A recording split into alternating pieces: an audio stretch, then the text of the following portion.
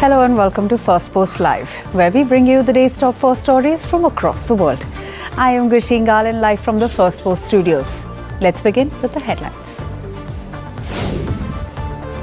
India launches a nationwide voter list revision drive, deploying tens and thousands of officials and 500,000 volunteers to help citizens register under the special intensive revision ahead of next year's elections. Chinese President Xi Jinping meets Russia's Prime Minister in Beijing, reaffirming China's commitment to expand mutual investment and strengthen ties with Moscow despite what she calls turbulent global conditions. Canadian Prime Minister Mark Carney is set to unveil his first budget today, touting it the answer to an economy straining under US tariffs that have hit key sectors like autos, aluminium and steel. South Korea's President Lee Jae-myung announces a threefold increase in artificial intelligence funding and the country's largest defense budget hike in 6 years, vowing to propel the nation into world's top 3 AI powers. And Peru severs diplomatic relations with Mexico after its embassy in Lima grants asylum to former Prime Minister Betsy Chavez, who is accused of co-authoring the 2022 coup attempt with ex-President Pedro Castillo.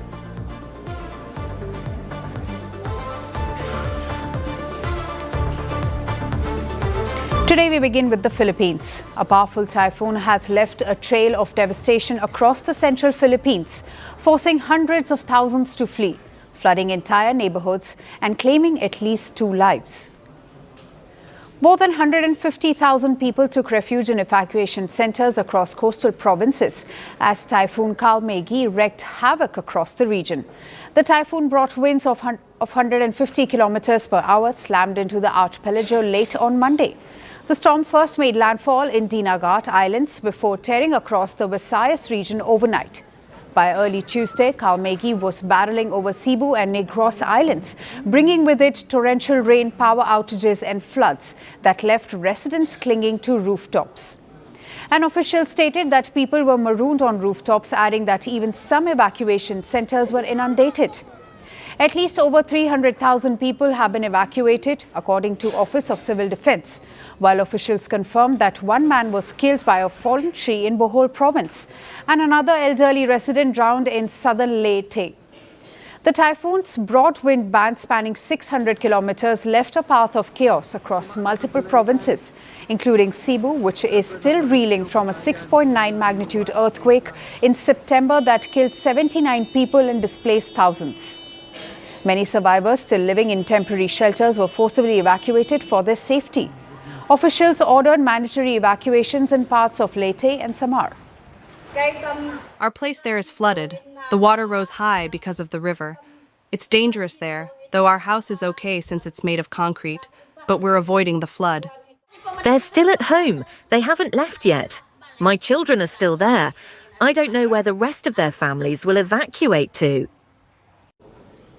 These 2 regions are still haunted by memories of Super Typhoon Haiyan in 2013, which killed more than 6,000 people.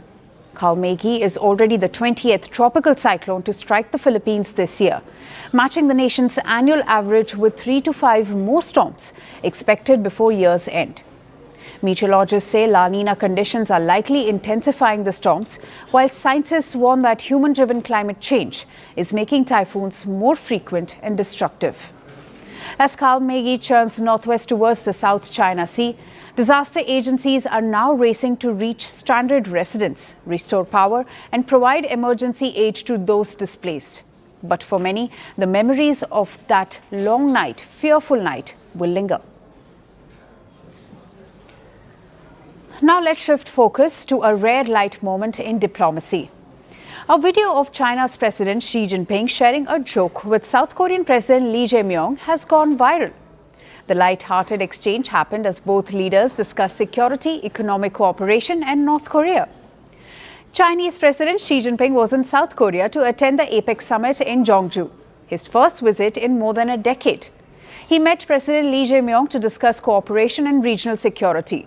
During a gift exchange before a state banquet, Xi presented Lee 2 Xiaomi smartphones with Korean-made screens. Lee asked jokingly whether the phones were secure. She, who seldom jokes in public, smiled and said Lee should check if there is a backdoor, referring to hidden software that could allow spying. Listen in. 这是给您和夫人。通信不安全怎么样？这个通信保安怎么样啊？非常好，就是看看有没有后门。还有卫星电话。World leaders rarely joke about spying in public. The moment stood out as the US has warned about possible backdoors in Chinese devices, a claim Beijing denies. Lee also received traditional writing tools, including a jade inkstone, a brush, and a Chinese teacup. Lee's spokesperson said the light moment showed personal chemistry between the leaders, built through meetings, banquets, and cultural events. In response, she received a traditional Go board and a lacquer tray. A keen Go player, he called the board exquisite. She is known for a formal public image, and such jokes are extremely rare. Although earlier this year, he was caught on a hot mic with Vladimir Putin and Kim Jong-un discussing organ transplants and extending human life, even suggesting humans could one day live up to 150 years. Xi's visit came as South Korea sought China's support to revive talks with nuclear-armed North Korea. Lee asked Xi to use greater influence to bring Pyongyang back to negotiations. The two leaders also agreed to expand economic and other cooperation. This followed the APEC summit's pledge for stronger economic partnerships. Chinese state media said Xi urged Seoul to work with Beijing on genuine multilateralism as China positioned itself as a defender of global trade. Xi was on a 3-day state visit for the APEC summit in Jeongju, which took place from October 31 to November 1st. China is set to chair the next APEC summit. Xi's rare joke on spying highlighted the sensitivity around technology and trust between major powers. The moment went viral in South Korea as a rare display of humor from China's usually reserved leader. Pakistan's northwest is once again on edge. Security forces say they have killed several members of the banned Tehreek-e-Taliban or TTP. The encounter ensued after a police convoy was ambushed in Khyber Pakhtunkhwa province. A top ISIS-linked commander was also killed in a separate operation. The attack took place in Bannu district, part of Pakistan's Khyber Pakhtunkhwa province near the Afghan border. A police convoy led by the district police officer came under heavy fire. Terrorists from the banned TTP opened fire using automatic and heavy weapons. Police fired back and several TTP fighters were killed on the spot. Others fled to nearby hills, and 6 policemen were injured and hospitalized. In another part of the province, security forces killed a senior Daesh-Khorasan operative. Daesh-Khorasan is the regional branch of the Islamic State group active in Afghanistan and Pakistan. He was linked to several assassinations, including those of a local Pakistan Tehreek-e-Insaf leader, an Awami National Party member, and even the Deputy Commissioner of Bannu district. Authorities say he had earlier been jailed in Kabul, but was released after the Taliban takeover in 2021. He later entered Pakistan and planned multiple attacks in Bajaur and nearby areas. In a third incident, an Afghan militant was killed while planting an improvised explosive device in Tank district. Islamabad blames Kabul for giving safe haven to TTP fighters, but Afghanistan denies those allegations. Listen in.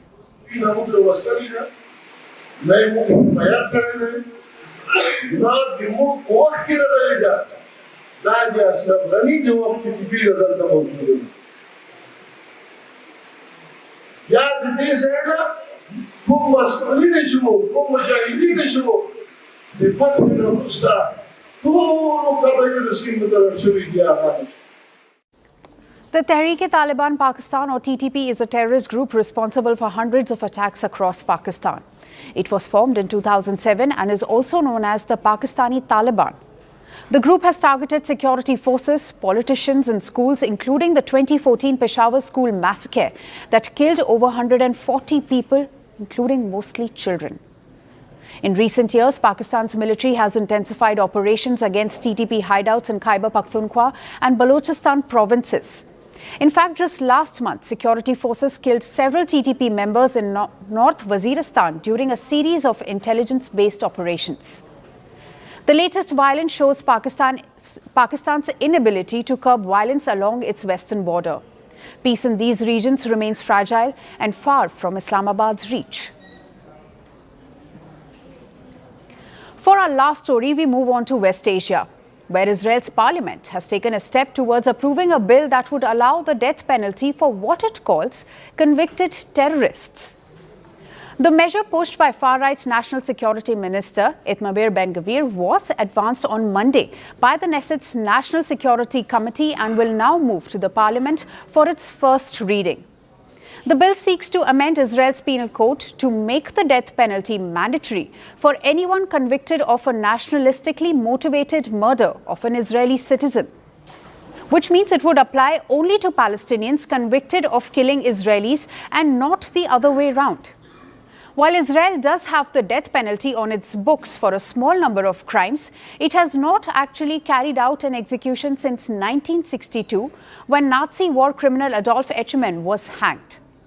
The committee's statement accompanying the bill described its purpose as an effort to cut off terrorism at its root and create a heavy deterrent. It specifies that a terrorist convicted of murder motivated by hatred or racism against Israelis will automatically face capital punishment without discretion from either the courts or the security establishment. The death sentence, once imposed, could not be commuted, and a simple majority of judges would be enough to approve it. National Security Minister Ben-Gvir, who leads the far-right Jewish Power Party, has been pushing for this law for months, arguing that it would act as a deterrent to groups like Hamas. He has warned that if the bill isn't voted on by Sunday, his party will withdraw its support for the governing coalition led by Prime Minister Benjamin Netanyahu, a move that could threaten the government's stability. He also posted a video of himself standing over a row of Palestinians lying face down on the ground with their hands tied, in which he called for capital punishment. And earlier this year, in August, a video of Gvir went viral after he was seen threatening prominent Palestinian detainee Marwan Barghouti in his prison cell. He has repeatedly claimed that executing convicted terrorists would show Hamas there is a price tag for its actions. In fact, on Monday, Ben-Gvir welcomed Prime Minister Benjamin Netanyahu's backing for the proposal. Listen in. Thanking the Prime Minister for his support of the power of the Jewish majority's bill for the death penalty for terrorists, but the court must not have any discretion. Every terrorist who goes out to murder must know that only the death penalty will be imposed on him. It's time to do justice. Israel's hostages coordinator also expressed support for the bill after initially opposing it.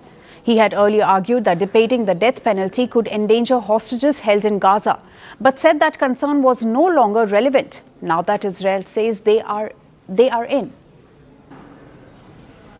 We are in a different situation today, given that the final 20 living hostages have now been returned to Israel. Therefore, the resistance I expressed in the previous debate has become redundant. Hamas has condemned the bill, calling it a blatant violation of international law. If the bill becomes a law, it will potentially make Israel one of the few democracies in the world to enforce capital punishment for acts of terrorism. But as debate intensifies within Israel's government and international opposition mounts, one question looms larger than ever. Will the push for deterrence reshape Israel's justice system, or will it deepen the divisions already running through its politics and society? That's all for today. Thank you for joining us. I am Gushin Galan, and we'll see you right back here at the same time. Until then, stay informed and stay tuned to Firstpost.